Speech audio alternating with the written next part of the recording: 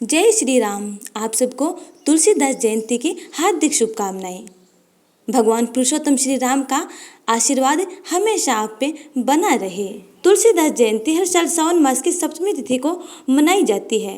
रामचरितमानस के रचनाकार तुलसीदास जी ने अपने जीवन में कई दुख और तकलीफों को देखा था। इन्हीं संघर्षों ने इन्हें भगवान श्री राम का भक्त बना दिया और प्रभु राम की कृपा से तुलसीदास जी जनमानस के मार्गदर्शक संत तुलसी बन गए और राम बेला से तुलसी कहलाने लगे। रामचरितमानस के रचयिता और महर्षि वाल्मीकि के अवतार कहे जाने वाले तुलसीदास जी का जन्मदिन हर साल सावन मास के शुक्ल पक्ष की सप्तमी तिथि को तुलसीदास जयंती के रूप में मनाया जाता है।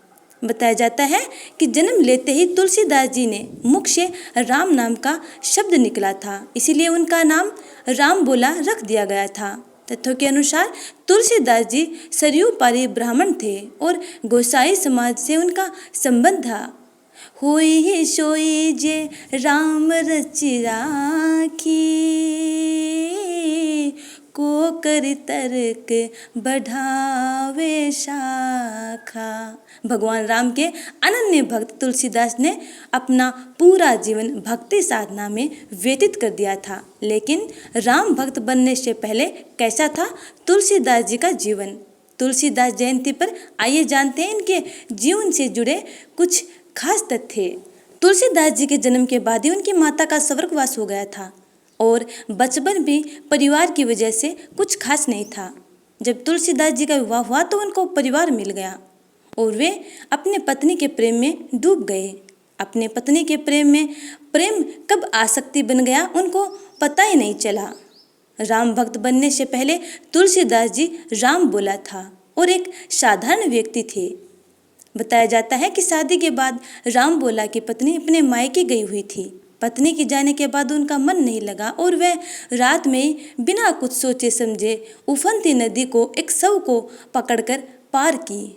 नदी पार करने के बाद वह ससुराल पहुँचे तो देखा कि ससुराल का दरवाज़ा बंद था, लेकिन उनसे इंतजार नहीं हो पाया और पत्नी से मिलन की दीवानगी ऐसी थी कि बंद दरवाज़ा भी राम बुला को रोक नहीं पाया। राम बुला ने ससुराल में अपनी पत्नी के कक्ष में प्रवेश करने के लिए दीवार फांदने का प्रयास कर रहे थे। तभी उन्होंने खिड़की से एक रस्सी लटकी हुई देखी और वह उसको ही पकड़कर दीवार पार कर गए। राम बोला ने जिसको रस्सी समझा था, दरअसल वह एक सांप था जिसकी जानकारी उनको बाद में हुई।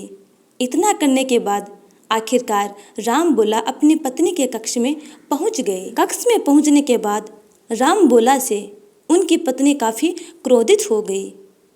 उन्हें परिवार और समाज का डर परेशान कर रहा था कि वह अपने परिवार वालों से क्या कहे कि उनका पति द्वार के बजाय दीवार पार कर कक्ष में पहुंच गया है। अपने पति की इतनी बड़ी लापरवाही को देखकर वह बहुत क्रोधित हो गई। क्रोध में पत्नी ने राम बोला से कहा कि लाज न आई आपको?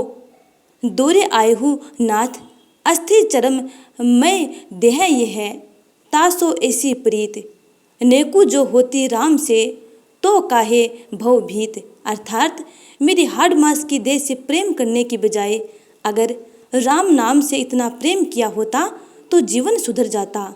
पत्नी की कही ये बात राम बोला के अंतर्मन को जगा दिया और वे तुरंत पत्नी के कक्ष से निकल गए और राम नाम की खोज में निकल पड़े। पत्नी की क्रोध में कही गई बातों से राम बोला तुलसीदास बन गए और अपना संपूर्ण जीवन भगवान श्री राम के चरणों में समर्पित कर दिया।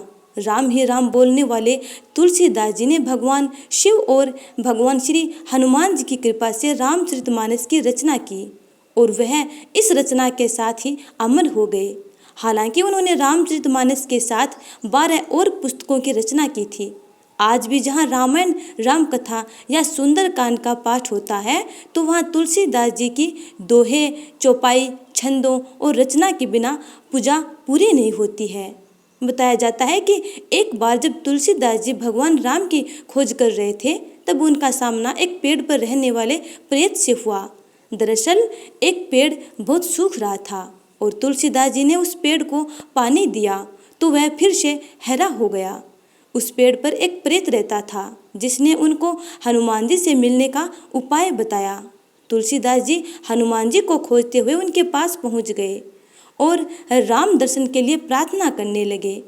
तब हनुमान जी ने चित्रकूट में राम घाट पर घोड़े पर सवार श्री राम और लक्ष्मण के दर्शन करवाए। इस प्रकार तुलसीदास जी एक साधारण व्यक्ति राम बोला से, जिसने अपने पत्नी के क्रोधित भरे वचनों को सुनकर अपने हृदय में प्रभु श्री राम को बसा लिया और राम बोला से तुलसीदास बन गए। तो आपको तुलसीदास जी के जीवन की ये प्रेरणादायक कथा कैसी लगी, जो एक साधारण व्यक्ति से प्रभु श्री राम के एक परम भक्त बन गए? और कमेंट बॉक्स में प्रभु श्री राम का जयकारा लगाना मत भूलिएगा। यदि आपने हमारे चैनल को सब्सक्राइब नहीं किया तो सब्सक्राइब कर बेल आइकन को जरूर दबा लीजिएगा, ताकि इसी प्रकार की आनंददायी कथाएं की वीडियो आप तक टाइम पर पहुंचती रहें। आने वाली वीडियो का इंतजार करना।